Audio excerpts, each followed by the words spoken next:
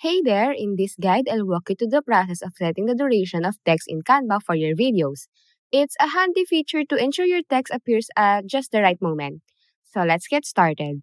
Now, to adjust the timing of text in Canva, start by selecting the text element you want to time. Then right-click on the chosen text and from the menu that appears, choose the Show Timing option. So this action will unveil the element timeline just below the main video timeline in the editor. Now you will see a timing box associated with the text element on the timeline. Just simply grab and drag this box to set the desired duration for your text. This way, you have a full control over when the text appears and disappears in your project. Additionally, while you're at it, feel free to explore and experiment with other effects that Canva offers for text.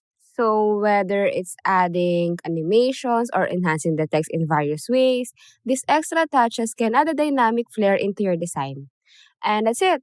You successfully learned how to set the duration of text in Canva.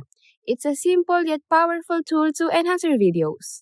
Now, if you found this video helpful, don't forget to hit that like button, drop a comment, share this content, and subscribe for more guides and tips.